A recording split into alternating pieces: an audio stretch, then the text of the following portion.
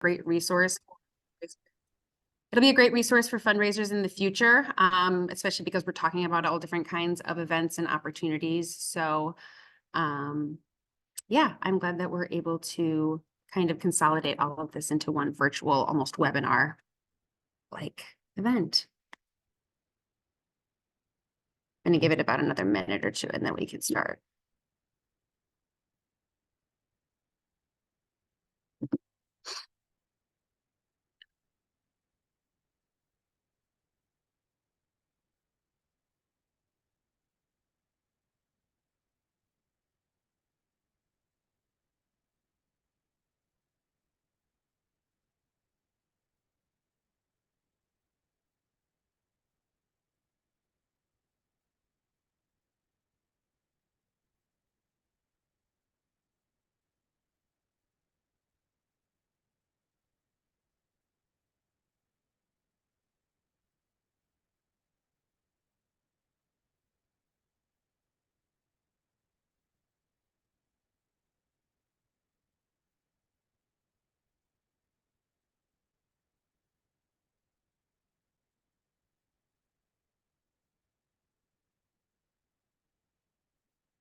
Alrighty, everybody. So I think this is when we will get started. Again, we'll probably have some people trickling in, but thank you so much for joining us, Anti-Cruelty, for the very first and hopefully continuous Furballs and Fundraisers Forum.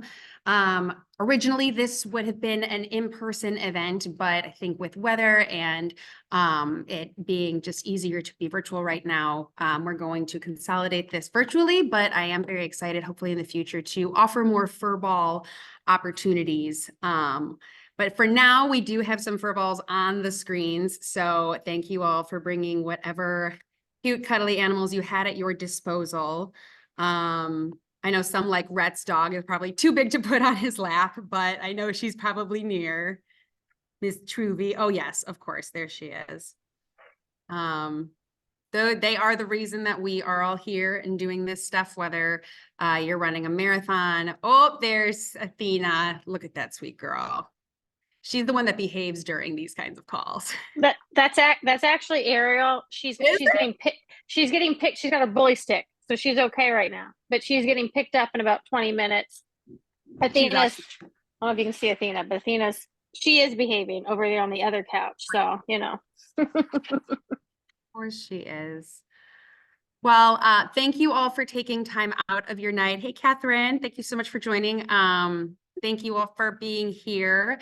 Like I said, this is our first forum, so you know, it's going to go hopefully as smoothly as it can. However, you know, if there are any snafus, whether it is technologically or whatever, I appreciate your patience.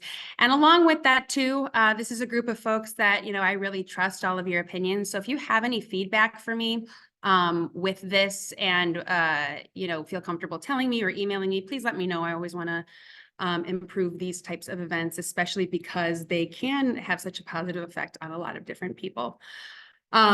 So along with that, I want to do a few introductions. First, I'll just introduce myself. My name is Erin Daly. I am the manager of special events and memorable experiences here at Anti-Cruelty. The biggest focuses for me are our fundraisers, whether it is our Big Bark fundraiser coming up in June, our Team Anti-Cruelty marathon athletes and half marathon athletes, managing our Young Associates group, which is another big fundraising arm of Anti-Cruelty. Or just encouraging folks to do their own fundraising, kind of like in the DIY respect, and helping and encouraging them to reach their goals. So I do want to introduce our panelists for tonight. We have three really wonderful fundraisers who always go above and beyond for Anti-Cruelty. So I am going to start with the person who's been with us the longest, Dr. Primiano, if you want to give yourself a little intro. Howdy. My name's, you can just call me Mark tonight. That's fine. I'm Dr. P to most people that work here.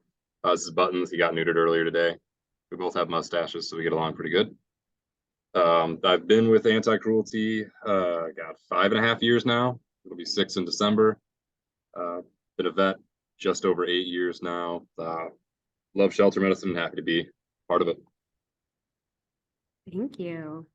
Next, I'm going to introduce Kathy Cook, who is one of our young associates and has been with us for a couple years in that role. Hello. Yeah, so I am a member of the Young Associates and part of the ACS family for a little over 3 years. I have a mom of, I guess, 2 rescue dogs, Athena and Ariel. Athena's 3, a little over 3, and Ariel just turned 2. And started up, and there's Ariel, right on cue. Started off fundraising with ACS through both, and then now member of Young Associates. Sorry for the barking, but thank God we all love pets. She'll be gone in about 15 minutes. And yeah, I you know, my full-time day job besides the pet stuff here, is I work in HR right down in the loop for a company called Amount. It's a fintech, and you know, love it. So yeah. Great, thank you, Kathy. And then last but not least, we have Kelly Shaner, who is a newer marathon athlete for us, but being an adopter as well. She's been with Anti-Cruelty for a little bit. Yeah, hi guys, nice to meet everyone. I'm here with my dog. I call him Bean, but I got him from the Anti-Cruelty Society just about 2 years ago now. It was a foster fail and the best thing that ever happened.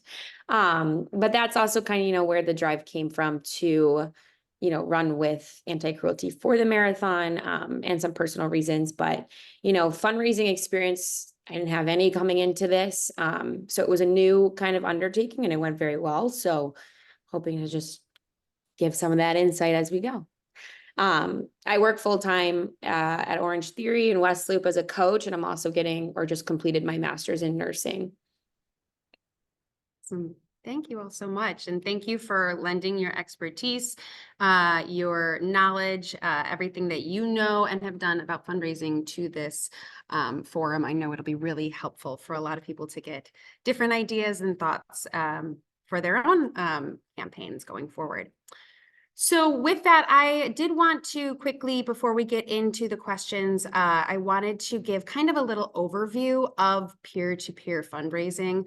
I know that many of us on the call have some experience with it, but you know, for those that may be watching a video of this or want to learn more just about peer-to-peer fundraising in general, this might be a little good starter for you. So peer-to-peer fundraising is a newer concept within the last maybe 5 to 10 years for organizations and nonprofits to utilize in order to ask their community to support them monetarily, but not directly from the person themselves, but from that person's own personal community.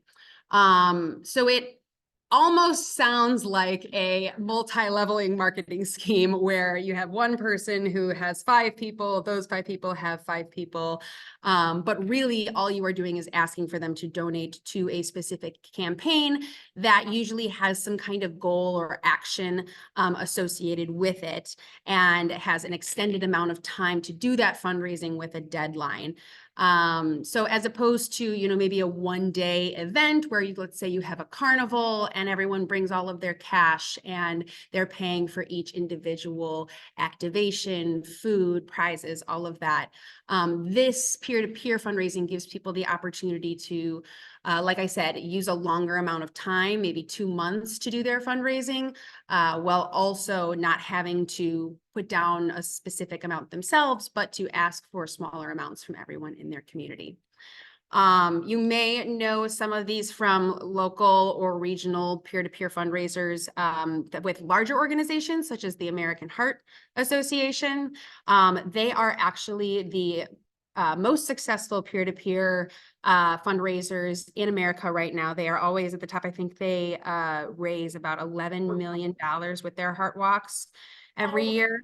They are around the country. So, you know, we being an organization that is only in Chicago, our events are specifically in this city.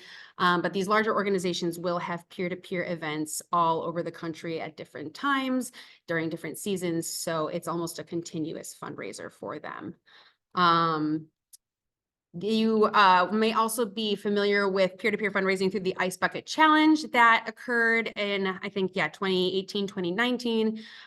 This was a really easy way for the ALS Foundation or association to gain fundraising, and it blew up. You know, everybody found that they could do the challenge and donate a certain amount of money to this organization, you know, doing something fun and silly that got them attention while also bringing attention to the disease and what was being done for it. You know, I have some examples like Movember. There is a mustache challenge, I think, in one of the year or months where you can grow that and people will donate to your campaign. A couple other great campaigns I found is the annual Surf Dog Surfathon, which is at the Helen Woodward Animal Center in California. Basically, the dogs and their humans will campaign for about 2 months to fundraise as they train for this surfathon. And then at the end of it, obviously they get to show off their skills, but the dogs that raise the most money and also bring in the most people to the event will get some prizes. They get to have a photo shoot. They get to help orphan pets as well. So that was a fun animal themed one. And then for a few of you on the call, a big way to do peer-to-peer fundraising is through endurance events. So this is actually a charity team for the AIDS Foundation of Chicago. I ran my first marathon with this team, Team to End AIDS. They are a very, very large endurance team. They have the Bank of America Chicago Marathon, the half marathon, but they also participate in the Chicago Triathlon, as well as a few other larger marathons around the world. And they are raising, you know, upward of $500,000 a year with all of these athletes. They are continuously fundraising throughout the year. And one thing about these programs is a lot of the time, if you've accomplished a marathon or a half marathon, you might try something new like a triathlon. So offering those different opportunities, especially for athletes who have a start point and a deadline, really helps with the fundraising. A couple others that I saw, an adult team spelling bee. This is more team-based, where you can gather about 5 to 10 people on a team for the night. You fundraise ahead of time. You know, can do a fundraising campaign about you studying the dictionary while also drinking beer. There's a lot of fun ways to incorporate, you know, just kind of regular fun contests into peer-to-peer fundraising as well. It doesn't have to be a sport or a walk or something like that. It can be unique. And so how does that all tie into anti-cruelty? Well, all of you are here because you are most likely involved in some kind of peer-to-peer fundraising currently. You know, we have people who are doing Bark, our big annual fundraiser that is happening on Saturday, June 8th. That is a short-term peer-to-peer fundraiser where for about 2 months, you know, you will raise money for this campaign. You have a commitment of $75. That is the minimum that we ask you to fundraise for this kind of event. You know, not only is it short term, but it is more family friendly. We want to make sure that everybody in our community can access this kind of fundraiser and ask their community, you know, for $5, $10, things like that. And then we get to celebrate all of those fundraisers at a big festival on June 8th. So that is, again, a shorter term fundraiser. People usually raise between $250 to $1,000 for this fundraiser. But the hope is that we have a large amount of people that decide to fundraise, and that helps us bring us to our goal. Another example of our peer-to-peer fundraising is Team Anti-Cruelty. We have a lot of athletes on the call for Bank of America Chicago Marathon, as well as the Lifetime Fall Half. So this is one of our endurance team that runs a few different races. We are hoping to expand on it in the future, but for now, we have about 85 athletes that are running and fundraising for this team. The timetable for this fundraising is longer. It is from about, well, it depends on when you sign up, but it can be anywhere from October from the previous year to October 31st of the year that you run the marathon. So you do get an extended amount of time for that. And, you know, fundraising usually ramps up when you start training, when you are able to talk about what you're doing and your process. But the success of this fundraising can kind of ebb and flow depending on where you are in your process. And then the other larger group option we have for our peer-to-peer fundraising is the Young Associates. This is a year-long program that has a lot of different opportunities to add to their fundraising. So Well, they can have their own peer-to-peer campaign page through this.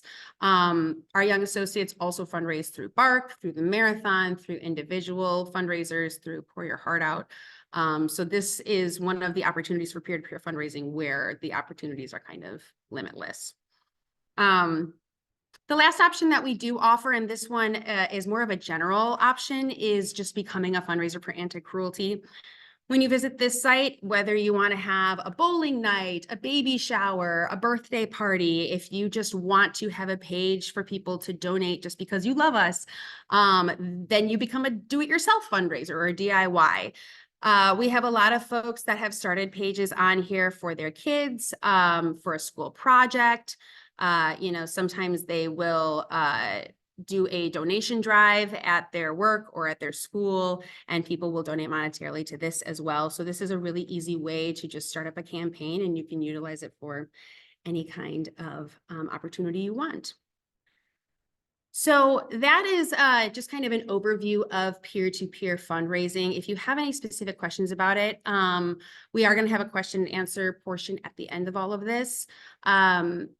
But, why did we switch to peer-to-peer fundraising?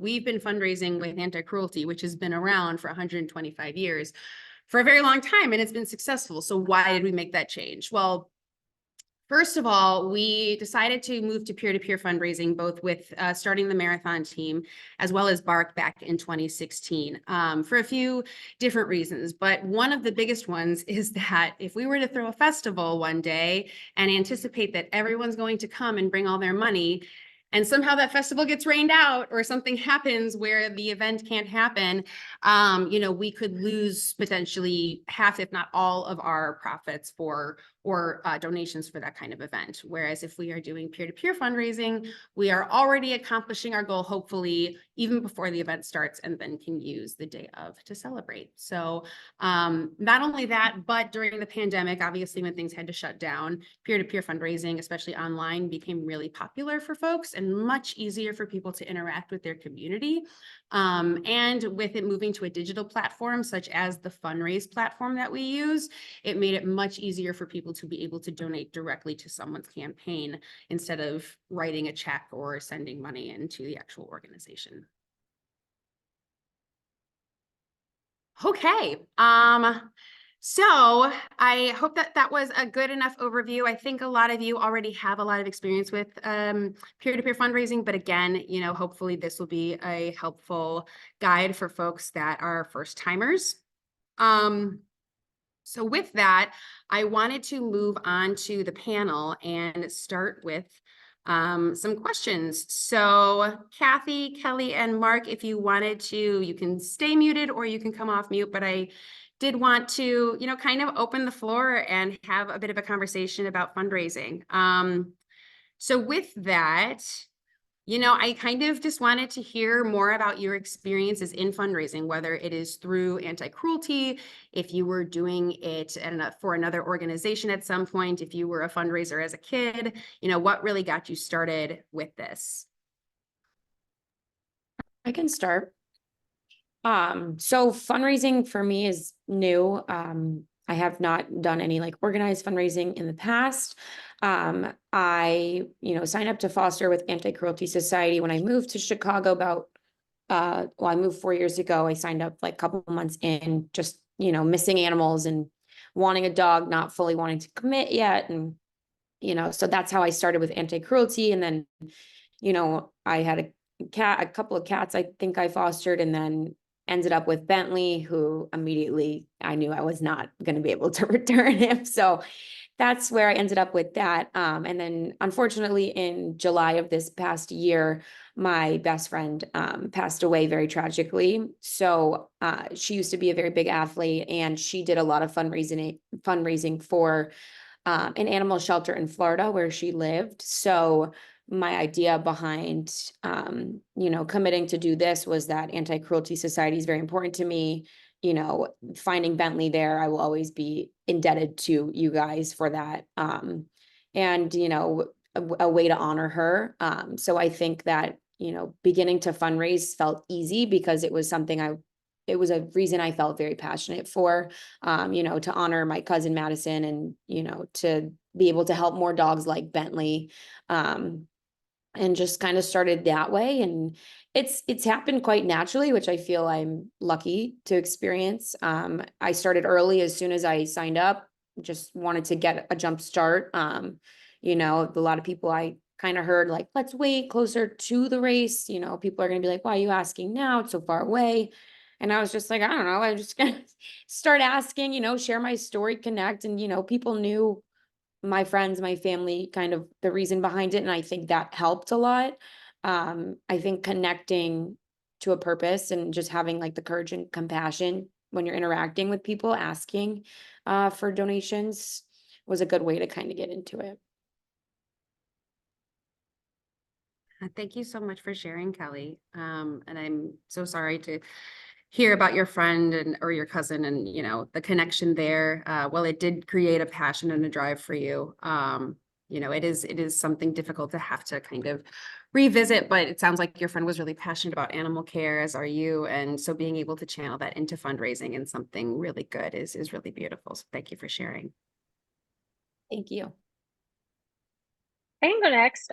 So outside of Young Associates, I'm the chairman of our social impact ERG employee resource group at my current job and then at my prior job as well. It's always been important to me for fundraising for various groups, you know, various communities, just trying to make an impact. So, you know, I typically do fundraising for two to three different fundraising, you know, events with my current, you know, job each year. So something that, you know, is passionate to me, not only with the Anti-Cruelty Society, also always been kind of a creative person. You know, this this year I think we've tried out a few, maybe this year, last year, we tried out a few unique things. You know, we did the Valentine's Day event, you know, this year, and I think we've got a winter event that we're going to try out. So, you know, just trying to be really creative and come up with, you know, unique ideas that are different from the typical fundraising is something that I really enjoy doing. I think it gets your community, your network excited about doing something versus then the same old typical way to fundraise. And yeah. So like that's something that I just really like to do and I enjoy and why it kind of keeps me going. You know, to hit a bigger goal each year or to find a new way to you know achieve a bigger number. So yeah. Awesome. Thank you, Kathy. So I'd say like my earliest memories of fundraising were middle school band selling candy bars. And my main motivation was if I sold the most, I could win a PlayStation 2. Altruism is not something that came naturally to me. So I was just very motivated by winning a PlayStation 2. Sorry if I keep moving my hands a lot. This guy's awesome. And he keeps trying to eat my hand too. So we're having a pretty good time. But yeah, then I've worked in nonprofits pretty much my entire career as a veterinarian. Very briefly in a private practice out in Las Vegas where I moved after school and knew I wanted to get back to shelter med because I was miserable at that private practice. And then I went to the only shelter out there, was there for about 19 months before coming home. And we didn't really have too much fundraising. We had like one big event out there called Best in Show where we'd have like our own dog show with just dogs from the shelter. And so like once we would identify that like, oh wow, we got a Dalmatian, like we got a Great Dane, we'd be like, that one's going into foster care until Best in Show. And we'd have a big pretend dog show at the University of Nevada, Las Vegas's basketball arena. We'd get people would donate. It was a fun one. So it was a nice, weird little thing like that. But that was pretty much all we did all year long. And then coming here where it was just like, oh, we got a bunch of little things and then a couple bigger ones. And I was like, all right, it's a lot of fun. And then at the start of the pandemic here, where it was just a lot of extra stuff. So it was like, oh, we're going to do the pet portraits. It's like, can you draw? I was like, yeah, I'm only working in the building twice a day. I have a lot of time. And so just like jumping into that and using the fact that I have a not insignificant social media presence, and that's where most of my fundraising ability comes from. And we'll talk about that more, but like I just kind of use these guys to just benefit. It was Best in Show was what it was called. It was at the Animal Foundation out in Las Vegas. Awesome. Thank you all. Yeah, that's it's great that you all are kind of coming at from a different angle, but I think, you know, having all of those different perspectives really all ties together with animal welfare. You know, that's kind of going into my next question. How do you identify potential donors, you know, with animals?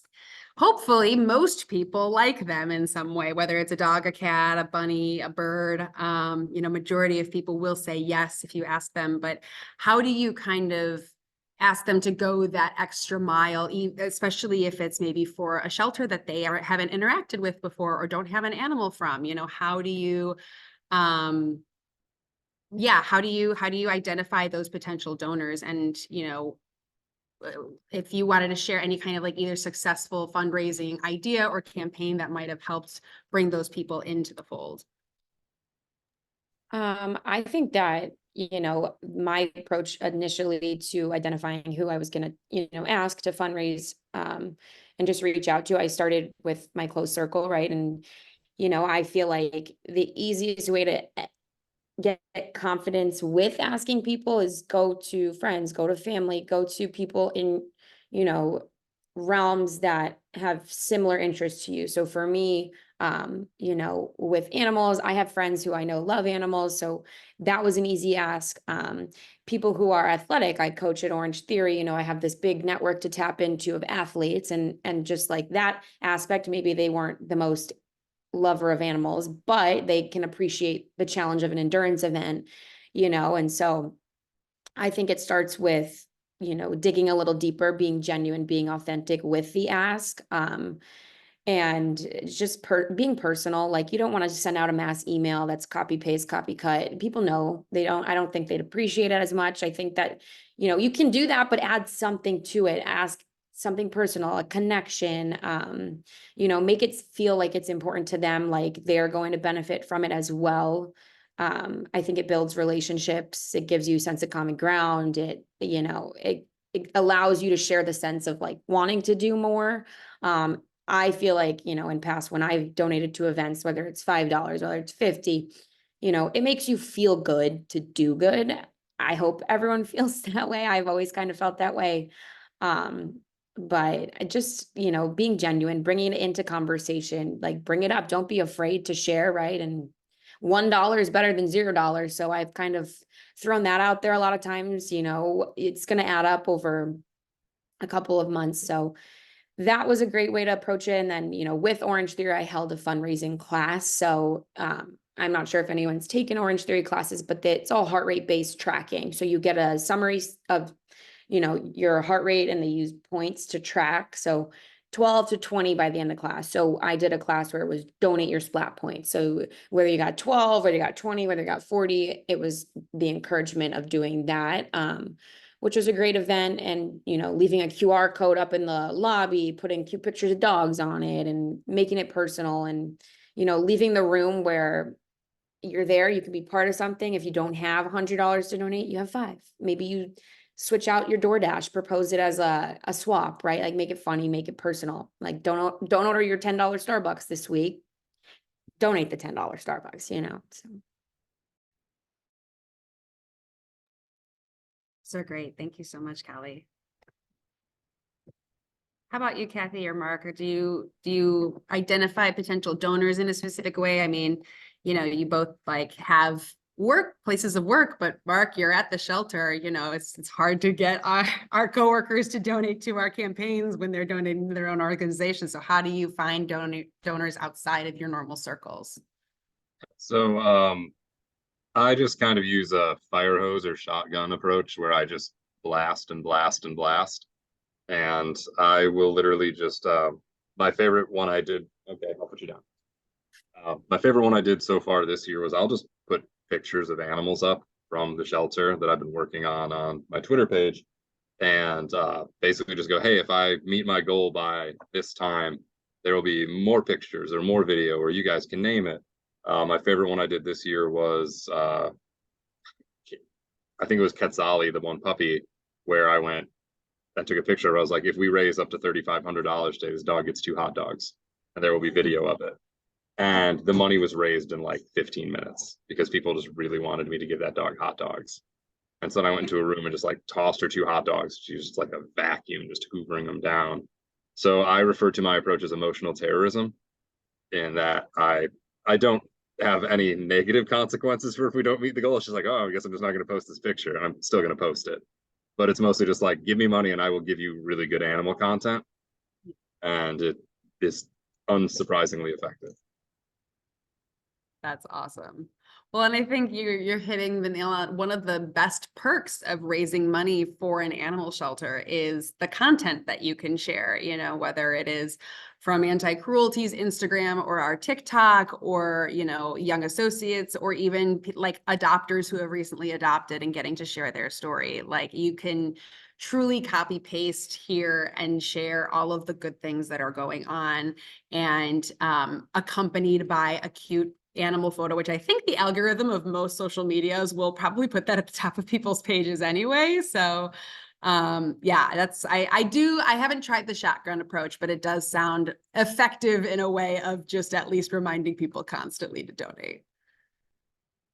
Yeah, I feel like I'm going to do a plug. Everyone should follow Mark on Twitter, and then you should follow Young Associates. I feel like everyone's probably already following ACS, but Young Associates on our Instagram, so you can see some other cute content. But I'm going to follow Mark because the emotional terrorism, is that what you called it, Mark?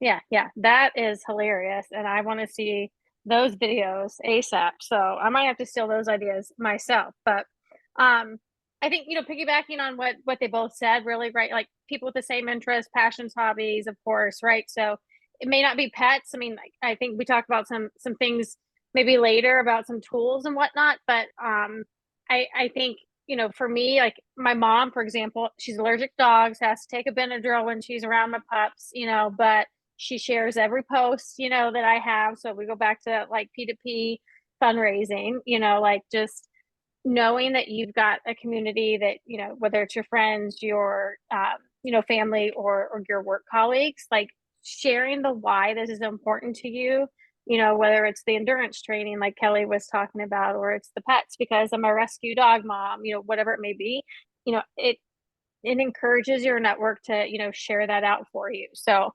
although my mom, you know, also sends presents for like the dogs' birthdays and gotcha days. So I don't know if she's the best example, but you know, there's other people in my network, you know, that do the same, you know, but you know, I think that they're successful, like I think you asked, right, Aaron, about a successful fundraising, maybe something that's kind of something we've led. The ERG, the biggest one that I do for my ERG, something that's kind of unique is I always say be creative, right? Do something unique, do something that people don't always do. We do an annual food drive, and we use a platform that's called You Give Goods, where, you know, it's like a food list that automatically is I generate, and the donations, you know, that you create or that you pick, it's, you know, you can spend $25 and it's on peanut butter and jelly, and that is going to go to the Greater Chicago Food Depository because that's the charity that we work with for each year. But I tie it to our executive team, and some of our other senior leaders are willing to be pied in the face with whipped cream. And so for every $50 that, you know, is raised, that we track towards each leader, and you can do it individually. If I spend $50 or collaboratively, you know, we put together $50 in these food donations, you know, then we get to pie our CEO, right? And there's no limit on the pies, you know, so if they've got $150 or $200, that's 4 pies. And then, and don't worry, it's whipped cream, no pumpkin, cherry, or anything else is harmed in the pies. But, you know, the kicker back is like, so not only we're donating food, you know, to the Greater Chicago Food Depository, but we're doing something fun that's going to be interactive. Our employees are, and they're the ones who are literally pieing our leaders too, you know, at like a town hall. But then I have this kicker, you know, up to a certain date, the employees, you know, can donate to. Typically it's up to like noon on the day of or the day before the event, but the senior leaders can pay $50 to unpie themselves. So basically I double, you know, the amount of the fundraising that we're due. So, you know, there's a few other things and some examples of some like those fun or creative or just like different fundraisers that I've done. We've got like a tips and tricks one. I think it's a 2-pager, maybe not a 1-pager, but a 2-pager or whatnot, but a doc that we're going to share out with everybody. So I put some of those like fun ideas that I've done in the past, but those types of things I think is what especially at work, you know, where you've got a bit of a community, this is something that's different to do, but it really gets people engaged, and especially within different teams. You know, you've got the tech team that's paying, you know, and collaborating to pie the CTO. You know, you've got the HR team that wants to pie the CHRO. You know, admin, finance, all the way around. But you know, they want to know which leader is going to have the most pies. And then you've got certain people who like just don't want to get pied, you know, and so then they're like paying just as much money. And then all this strategy comes in because they're like, we know Peter, like I know Peter Wang will not get pied. So I'll spend $50 on Peter because I know that's $100. You know, he will definitely double that back, you know? So I don't know. There's some cool things and creative things you can do. And you know, those tend to be the ones for me that are really successful, whether it's with Anti-Cruelty or at work or, you know, in any of my other fundraising, you know, events. So Yeah, thank you so much. The pie strategy is great. I feel like any opportunity you can utilize to like get back at any superiors or leadership in a fun way that's harmless, that you know people will want to do, and that's also a really good photo op, is a great idea. I think too, in terms of corporate involvement, there's so many opportunities there, whether it is, like you said, a department war of, you know, them against their leadership or department versus department. There's also, you know, the opportunity for, and I know this is different than finding specific donors, but a match program at your company, or, you know, your donors even can use their match program if they have it within their employer. That's kind of like a fun cheat code I find with fundraising, because it can double a lot of donations, whether they're small or big. So I always like that. And then another aspect is, you know, in terms of peer-to-peer, well, it is fundraising and you're asking people for money. A huge part of this is just asking people for their support. And that support can look like time, it can look like talent, it can look like treasure, all of those things. But there's a big aspect of friend raising with all of this, that, you know, maybe that person isn't donating to this campaign, but if you do something else for this organization or something else animal-based, you know, they'll remember the first time and maybe want to donate to this one. So it's almost like a longer term plan for your community, because they will know that you are consistently and passionately a part of, you know, this organization in different ways. So yeah, those were all wonderful answers. Thank you so much. I hate to go the opposite way, but rejection is something that does happen within fundraising. People are, you know, they have the agency to say no for whatever reason they want. And while it can be disappointing to hear, you know, it does happen. And I think for a lot of us, builds a thicker skin and helps push us to even ask more. So do any of you have experience with, you know, rejection in fundraising, and how did you handle it? I hope you- haven't really. I don't really ask individual people. I just kind of like throw it out there and it happens. So like I don't really have it. Yeah, I wish that's I had. good. Yeah. yeah, I think that like specifically when like you're asking like an individual, like it might be for like, can you donate? I mean, if you you know, think about when we talk about poor or even bark, you know, or the gala this year, right? Can you donate a basket for something or an experience? We've done a lot of experiences lately, right? Maintain perspective. You just said that, right? Like rejection is normal, like, and that's in any like sales job, you know, by all means. But I think like practicing your ask, your pitch. I'll talk about pitch, I feel like, in anything within sales, but like the pitch, right? Like practice what you're going to ask for in the mirror to your friend, to one of, you know, the other ACS members, but like just so like you're comfortable saying it and like what you're going to ask for. Then like you're going to automatically be comfortable if somebody says no, like sorry, like that's not part of our mission, or that's not part of or something we're just, you know, we're not interested in doing right now. Like great, rolls off your shoulder. Let me walk next door and go to the eyebrow threading place instead of the nail salon or whatever it may be, right? Like you just go to the next spot. And then I think the like, and it can be with whether it's a campaign you post out there, like Mark was just saying, you know, like we just post like a general fundraising, or if you're going, you know, to ask for actual items, is just asking for feedback, you know, especially if it's maybe of a you know, the nail salon or I'll just use that as my example with the nail salon or the threading, you know, place that you go to, like, you know, like, is there anything that, you know, I could do differently? Or if it's like people like, you know, that are in your network that you could just say like, hey, like, is there any reason why, you know, like you wouldn't be interested in this? Like, you know, I've asked you, you know, the last 2 events that we've done, or, you know, it's been 2 different types of ask or XYZ, you know, but like just asking for feedback of like what you can do differently. And then maybe that changes your pitch for the next time or for a different vendor. Yeah. Thank you. That's really good advice. Yeah, I agree with all of that. I also have not directly faced rejection at this point.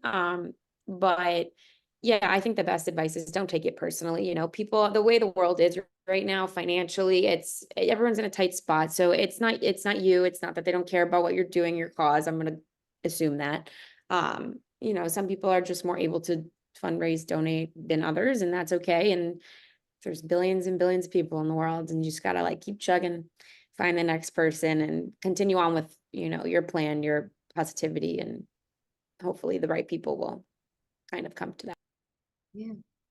Thank you all. No, and I think having that perspective of just keep chugging, that there are so many people out there and so many of them are animal lovers. So, you know, you're going to find someone who will donate a small amount, a large amount.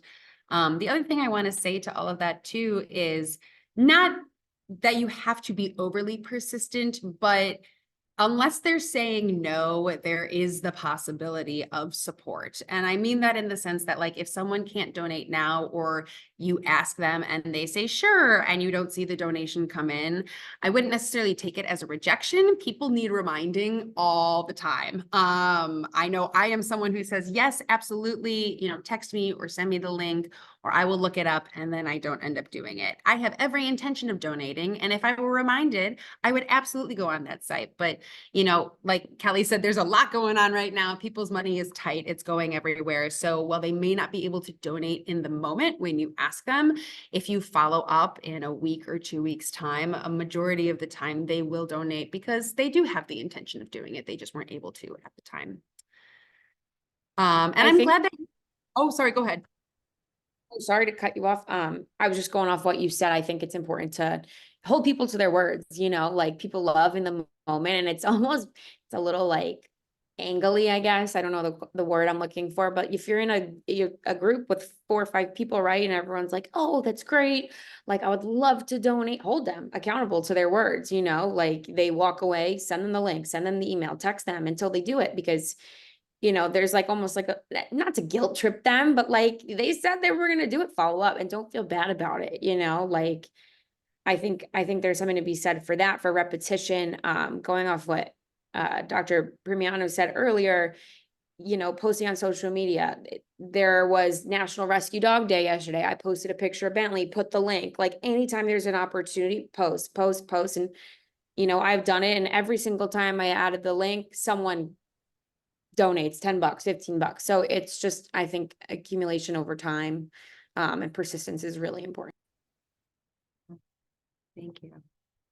I was going to say good on all of you for also, I mean, not that rejection won't happen or that it's not a natural part of all of this, but I think, you know, that's why you are all on this panel, is you already have really great ideas and perspectives on doing all of this. So hopefully that will continue for all of you. So along with all that, you know, you all have different jobs. All of your fundraising initiatives have different timetables. You know, Mark, yours is 2 months for Bark. Kelly, yours is, I mean, you know, 8 months for the marathon. And Kathy, yours is kind of year long, and it involves a lot of different opportunities. So, you know, fundraising is usually not someone's job. It is a volunteer position, and you usually have your own life beyond that. So how do you, for the time that you are doing that fundraising, prioritize your fundraising goals while also managing your personal and professional time? A lot of it for me is just little bits between, where it'll be like, all right, surgery check-ins end at 9:30 in the morning. Surgery starting at 10:10. I was like, I have 40 minutes where I don't technically have anything to do. And so I would just like run around. I haven't been diagnosed with ADHD, but let's be realistic, I probably have it. But I just use that as a running around to get more animals played with. I don't do good at sitting still. And so I'll just be like, well, that was a really good picture. How can I make money off of this for good? Which is the important part. We're like, yes, the for good. And that's why I literally just stick to only during this time being when I ask for donations, because I don't want it to feel like a constant thing where it's like, oh, Mark is just always being like, give my shelter money, give it money right now. I'll have strangers, and then people that aren't strangers, just people from the internet that I know from the internet but have never actually met, that will ask me pet advice and be like, oh, I can Venmo you some money. I was like, no, you can donate. Like, you can give my shelter money. And that is one of my calls every time when I do this, is like, if you have asked me for pet advice in the past year and you're not someone that I talk to on a weekly basis, the tip jar is coming out and you're giving to my fund. Yeah. That's a great idea. Use your professional wisdom to get more donations. Yeah, I think for me, like being year round, and we actually like created more of a process this year with young associates for this, but like I think this applies to really not only any commitment that you make, but like establishing a schedule and like what are the like identifying the key like activities. So for young associates, we have kind of an event a quarter, like so I can plan out and know, okay, we have a Valentine's event, we have a bark event, we have four, and we have, winter wonderland or name TBD. But I know that there's like 4 big opportunities that I can fundraise to hit my commitment. And that's another thing. Like, do you have a commitment of like what you need to fundraise, or is this I'm fundraising because I just want to contribute right to the overall goal? But that, like knowing that there's different opportunities throughout the year, how does that align with my work schedule? How does it align with my personal schedule? What's happening, in those months or those events, and what can I commit to then? And, for me, like being able to plan out the year of knowing, obviously you can't plan out day to day, but like I know that I can commit to bark. I know that I can commit to, certain things. I don't know that I can commit to Winter Wonderland, because for me, that's just too much. I travel, I do all these things, right? So for me, I think, like it's knowing the key activities that need to be done and like the events that you're able to do. Also like, knowing like the volunteer opportunities, with ACS, there's volunteer opportunities every single month. So, if you're not able to necessarily fundraise a certain month, but you're able to volunteer some time, reaching out to Erin or asking to be on the volunteer, distro list. So that way you're getting emails about those opportunities. That's another kind of option to help with, time, if not money. Thank you.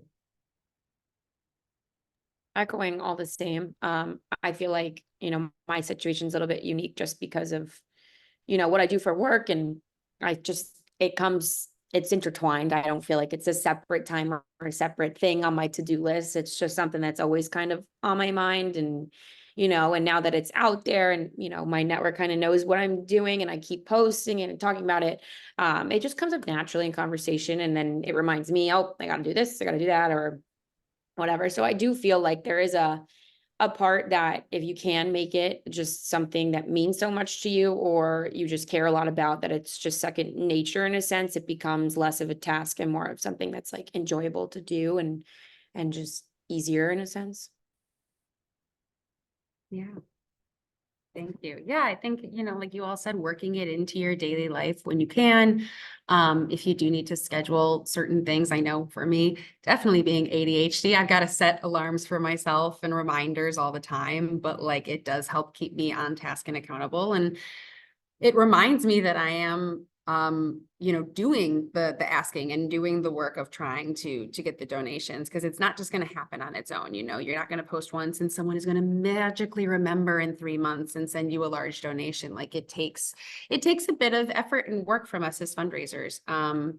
But I think, like you said, the more and more comfortable with it you can be, the more you can incorporate it just into your life. It won't feel like such a chore. It's more just kind of a natural thing, and then it becomes easier to do over time. Excuse me. So along with that, and I know we've talked about this a little bit, so we don't have to expand too much on it, but there are a lot of digital tools to fundraising. We have our whole fundraise platform that, you know, offers you the opportunity to create a page that is uniquely for you, whether you're changing the photos or you're putting your own story. You know, you have the opportunity to put videos on there and update. You know, our fundraise platform also has the option to do Facebook integration that automatically kind of copies your fundraiser to it. So, you know, whether you've used those tools or, you know, Mark, you said you're on Twitter a lot. I know, you know, social media, especially whether it's, you know, your own personal or through the group. How have you found either unique ways to use it? How has it benefited you? You know, how have you used the tech to kind of help with your goal? I do really like with the one we currently use, the ability to personalize your page, because I do think it comes off as more personal. Sorry, I just noticed thing in the chat. I am not on TikTok or Instagram. I'm Twitter and Blue Sky. I felt like Instagram would be a little redundant because like I post so many pictures. I also talk about sports a lot. That's how I got started on there. I used to do sports writing before becoming a doctor, to the point that my first day here, when HR was showing me around, one of our still current coworkers, Dave Pinto, walked by, and he's also a big White Sox fan, and went, he had heard I was going to start working here and got really excited and went, "Oh, I love your articles." And HR looked at me like, "What?" And I was like, don't worry about it.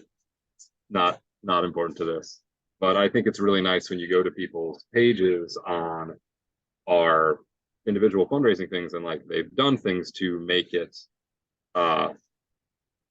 more personalized. Like my banner picture is my desktop picture of one of my cats photoshopped into dunking a basketball, because I took a really good picture of him laying on the couch one day and it just needed a basketball inserted. So I put out on there and I was like, "Can someone Photoshop him dunking?" And so that's been my picture for a long time. It's my Slack work photo as well. I put a picture of a really cute little dog that had a horrible mange last year that came in the summer, and I had her walk around in a Lionel Messi Argentina jersey that we had for some reason. Someone donated like dog soccer jerseys, and so I was like, "All right, I can do this," and I get pretty self-effacing in my little paragraph about it, because when you just see like the same wrote one every time of like, "Oh, this and this," it's like, yeah, I think it looks a little better when you put the extra effort in. Like Rhett put a picture of himself and his partner and their dog, and it's like, yes, this is good. Like it adds more, like I'm not just doing this because I have to. It feels more motivated. Mhm. Thank you. That's great.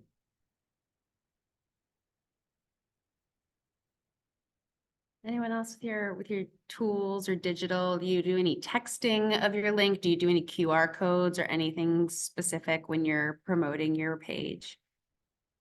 I usually send the link or post it on like an Instagram story post, whatever, if it's related to, you know, the marathon or Bentley or anything similar. And then I created a QR code. I just Googled like how to make a QR code, figured that out, printed out a cute little graphic, which I'll send in the chat just so you can see what I'm talking about, and posted it in the lobby of Orange Theory, which there's 650 members that come in and out across the span of a week. So just left it there, you know, got their permission, and it's just an easier way for them to click in and just donate if they're willing and able. Awesome. Mine wasn't necessarily about like promoting my page, but well, I mean, I guess it's promoting my events, but one is just I have like an email distro list. So I created a distro list of people that have like through not my family and friends mostly, but like that have donated in the past. And so it's an easy way to like send out, "Hey, this is what I'm doing," versus just like my social media posts. And I know pretty confidently, you know, that those individuals will donate. And then two, like through work, like we use Slack. I think Mark just mentioned that as well, but we use Slack. And so we have a dogs channel, a cats channel, and then just a pets channel. And that, to be honest with you, like, I mean, obviously throughout the year we share cute videos. You know, I share like the Elvis story, or like, you know, there's this, you know, I subscribe to like Jared And, so I get like, cute little notifications or cute little stories, where a little neighbor dog wants to go play with it, all these fun things. So like we share inspirational like stories or videos or pictures of our pets throughout the year. But that's exactly where I share, bark, or like when there's an event and we want to spread the news. And I always, hit my goals and whatnot there. So definitely encourage that, if you do have Slack channels, through your companies. But I encourage mostly use it for other things throughout the year so people are engaged and actively using it. Because if the only thing you're doing is asking for money, 1 or 2 times a year, then you won't see as much of a reward as if you can get people to use it, 2 to 3 times a week, somebody's posting, it's a lot of fun. So Yeah. Fabulous. Thank you all. Yeah, I saw Rhett in the chat also said, I send texts to people who have already asked with updates. And, if, for example, I'm this much away from my goal, which makes a lot of sense and is really helpful, for people that haven't donated. They kind of want to be that person that's helping you get to your goal. They want to be one of those last people that's really getting you across the finish line. So reminding them with the update and showing them too. Some people, unfortunately, want to have proof that you're fundraising or want to see how hard you're working. And when you can show them that of like, hey, I've raised this much money, you can really help contribute and get me over the finish line, really helps. So even simple texting. Along with all of that, Michelle posted the Young Associate Instagram and a few other options on to follow us. I would suggest doing that for any anti-cruelty account, whether it is on TikTok, Instagram, Twitter, Facebook. We are always posting photos of cute animals, stories of animals that have, been helped by our clinic and our staff that have found new homes. Just pasting those, just sharing those in general, along with your link, is giving people the opportunity to see exactly where their money is going towards and how it can help and make a direct impact on the animals in our shelters. So even a simple sharing of Young Associate or Anti-Cruelty's Instagram or our social media will already make a huge impact. Yeah, like Rhett said, advocate for the adoptable animals with their pictures. Along with this peer-to-peer fundraising and reaching out to your community, yes, you're asking for dollars, but like Red said, you can also be promoting adoptable animals. You can be showcasing our events. There are a lot of different ways to get people engaged with anti-cruelty, where, like I said, they may not necessarily be donating right now, but if they start this engagement and it rolls into something later on, you can ask them for another donation or something similar at another point. Go ahead. Just going off of that, keeping like your donors informed of where you're at with your progress. I think it's very important because, you could have 5 donors that did very large amounts. You could have 100 plus smaller amounts, right? And everyone feels, or at least this is an assumption, but, everyone feels connected then. They want, they think you're there in the front of your mind. You have to like keep it that way, even though it's maybe not the case, right? You can't always keep track of this amount, that amount, who it was, but it's important to give them that recognition and thanks and, gratitude. Something I did was write handwritten cards to everyone who donated. And the handwritten cards, I have a box that I keep, and I just think that's meaningful. And, making people feel appreciated for doing something, whether it was $5, whether it was $500, like they want to feel just as valued, because maybe it was a big reach for them. And I think that's important. And just, checking in with the goals and letting them know, hey, it's as of this date, I've reached this of my goal, or I've surpassed my goal and I've changed it, or just, looping back around. And even people who have already donated, I'll loop back and be like, this is where I'm at. I've started my training. I did this. And I've had people like donate a little more or whatever that may be. And something I've done on my page is, the original goal was for my marathon was $1,500. I hit that quite quickly. So I escalated the goal. And I feel like if I were to go onto a fundraising page and saw that someone was already above their goal, I'd be less likely to contribute a larger amount. So I continue to bump it up, and not, more is always better and great. But I just think that, if they go on and see, oh, she's $200 away from her goal, like, let me help. Like, I do think that's also a motivator. So kind of playing that game with the page, just little things I've done.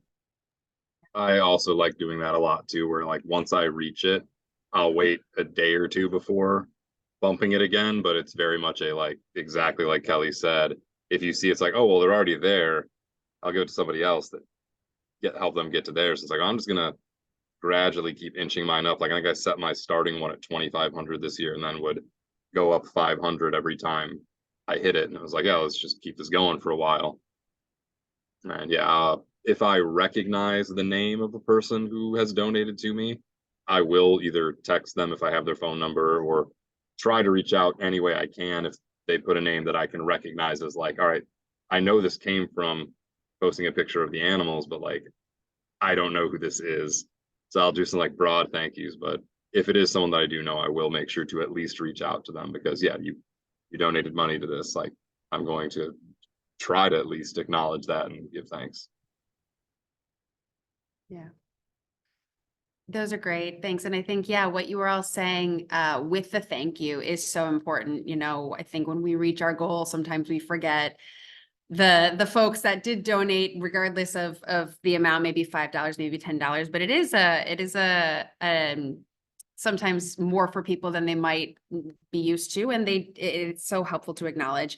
And using tech for that, you know, if you're tagging people maybe in a thank you post on Instagram or on Facebook. And if you're doing that throughout your campaign, not just at the end, other people will see that they are being acknowledged on, you know, socially and publicly. And sometimes that does push other people to donate, saying like, oh, I might get, you know, a shout out on LinkedIn, or maybe this person will tag me in Instagram or whatever. And not that it's about getting acknowledged for your donation, but that can really help encourage people to give, if not once, maybe twice as well. So yeah, the thank you is really, really important.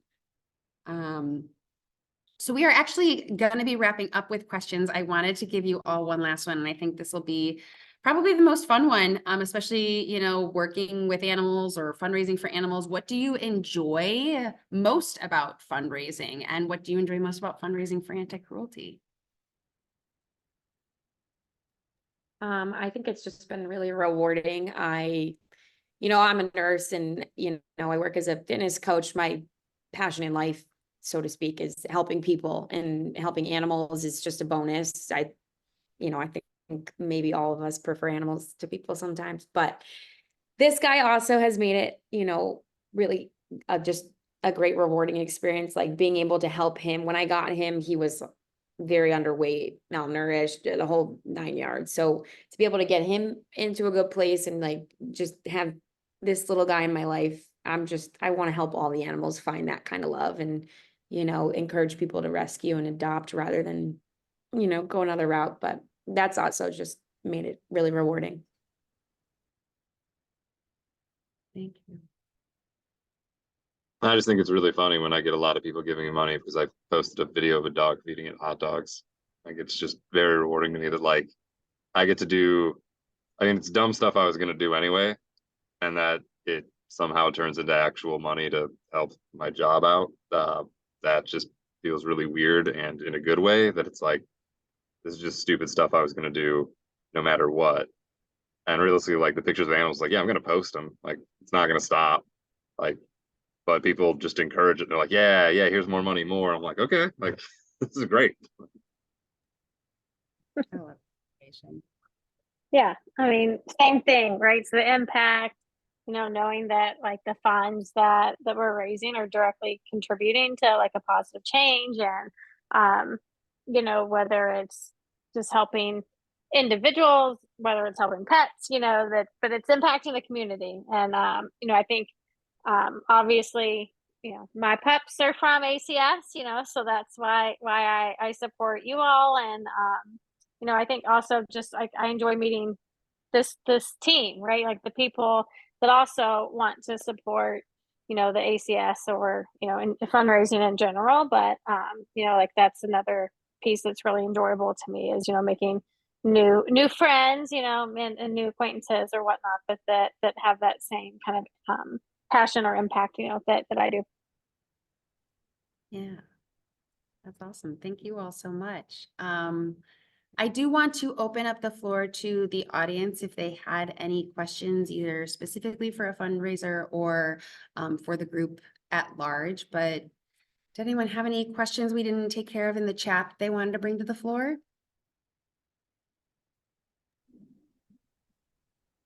Erin, one thing I've been asked for in the past, is I think the person who asked me for this said maybe it's the American Heart or Lung Association, one of the two do it. But they were asking me like, what is the breakdown by dollar where their donated dollar will go? Do we have any one sheet like that? Like X amount of dollars go to admin, blah, blah, blah. Do we have anything like that that we could share? We don't, this is Rhett, I'm the Vice President of Mission Advancement.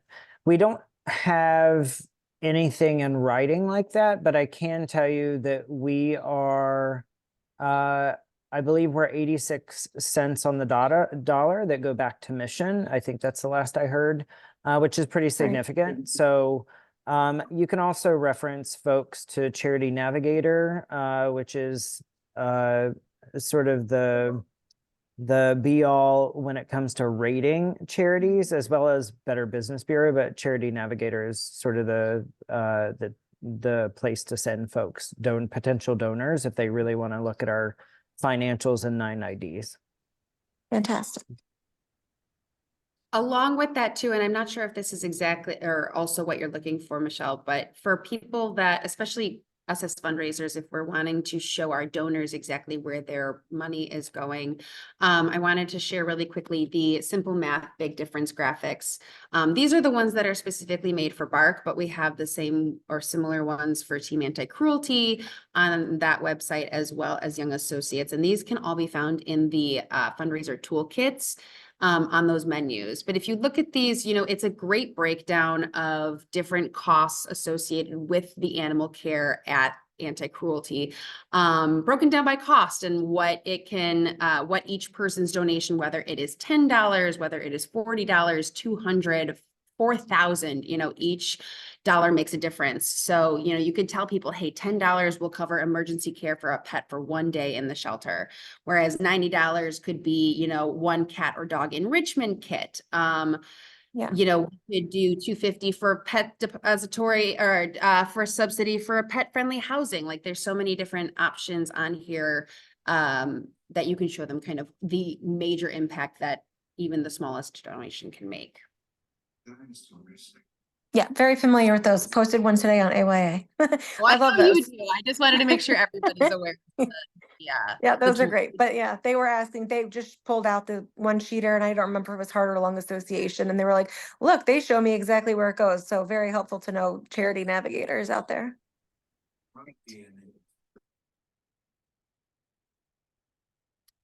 Any other questions?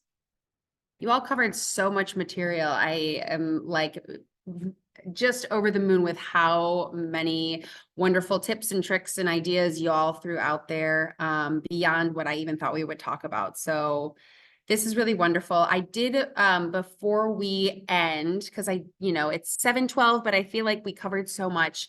I wanted to quickly just share with the people on this call, but also anyone who might be watching this video at another time, just a short overview of what the Fundraise site looks like and how you can navigate it as a fundraiser. It's fairly simple to go about, but especially because we have different opportunities for fundraising, I wanted to show just kind of quickly how to do it as a fundraiser and what will make your campaign easier and more fun to navigate. So obviously this is the BARC website.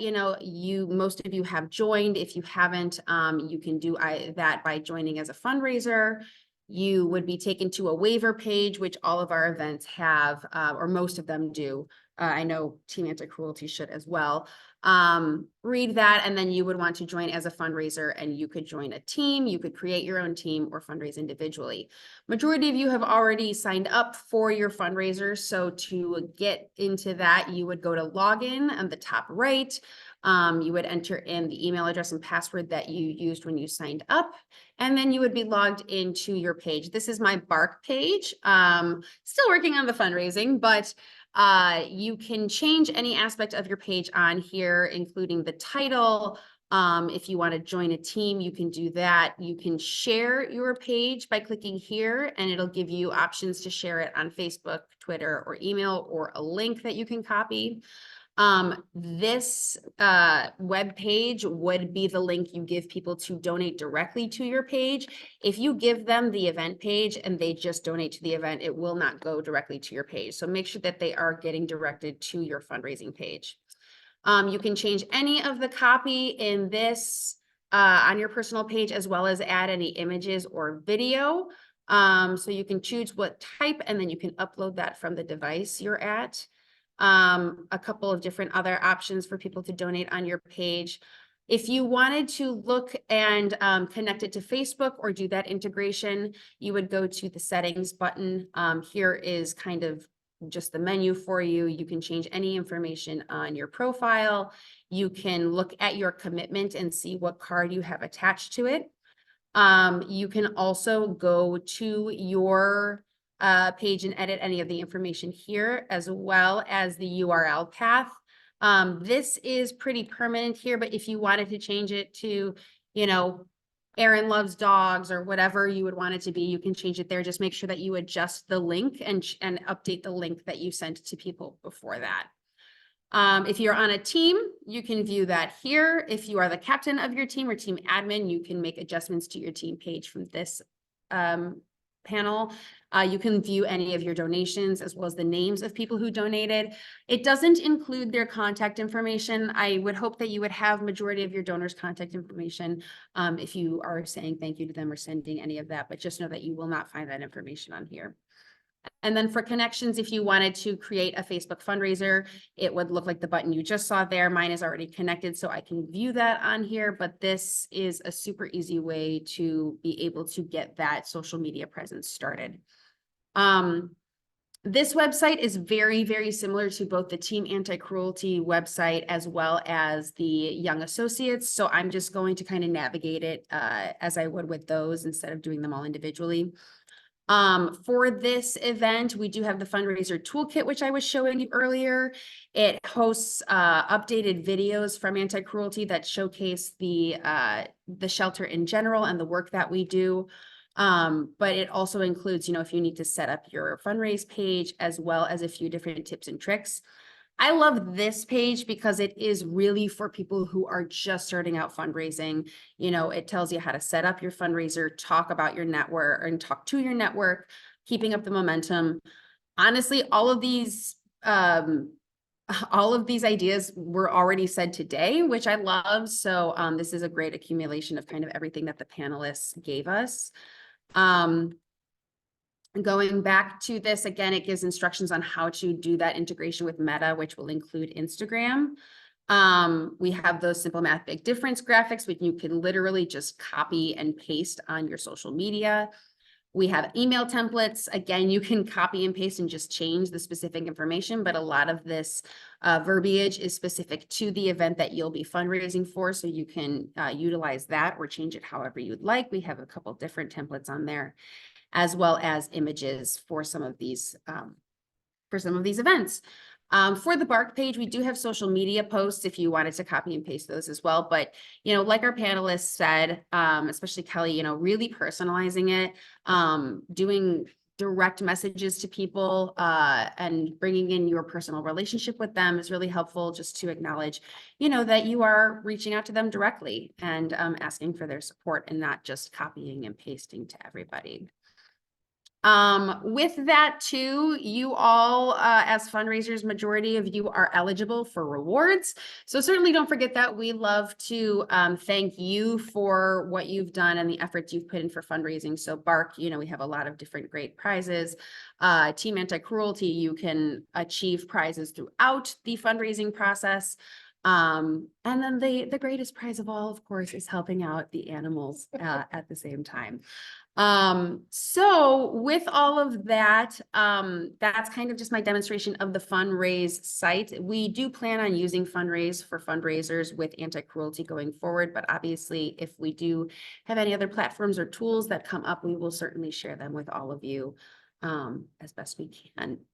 So that is kind of all I have. Did anyone else want to bring anything else to the table or throw anything else out there before we close for the night? Aaron, I just want to mention, so if you were around in 2022, we dedicated Bark to Ella French, who was a Chicago police officer who lost her life in August of 2021. Her mother is offering a donation match challenge over the next 2 weeks of $25,000. So every dollar that we raise over the next 2 weeks, up to $25,000, will be matched for Bark. So please, you'll see a lot more about this next week on our social media, but also through our emails. So be a lookout for that. Thank you, Red. Yeah, that's a great campaign that we're very excited. We'll hopefully bring in a lot of donations, but also, as an individual fundraiser, if you have maybe a large donation, that's going to come in either from a corporation or from someone in your life, you could utilize that for your own match campaign. If someone's going to give $1,000, $2,000, you can say, if we fundraise $2,000 in the next 5 days, this person or someone anonymous may match that, is going to match that. You're getting the money anyway in that large donation, but this is a great way to push other people to give that small amount so that you can meet the match. So just consider that for your campaigns as well. But yeah, this has been a wonderful forum. I want to thank our 3 panelists, Mark, Kelly, and Kathy, for giving your time and your expertise tonight. The advice you gave was incredible, and I'm really excited to be able to share this with not only the people that have been on the call, but all of our fundraisers now and in the future. I think it's just really, really helpful, and to see people who are associated with the organization in so many different ways. Mark being a longtime vet with us, Kathy being a young associate as well as an adopter, and Kelly as an adopter, but also a brand new fundraiser who has just taken off. I'm very grateful to have you 3 on the panel tonight, and look forward to seeing all the amazing fundraising that you do. Thanks, Erin. Thanks for all that Yeah. you've done. Thank you. Yeah, of course. Happy to be here. Awesome, friends. All right. Well, you all have a wonderful night. Best of luck on your fundraising. If anyone has questions, feel free to reach out to me at any point via email. I am happy to help. If you need different resources or support, I can also look into producing any of that for you. But thank you so much, and have a great night, and happy fundraising. Thanks. Have a good night, everyone. Bye-bye.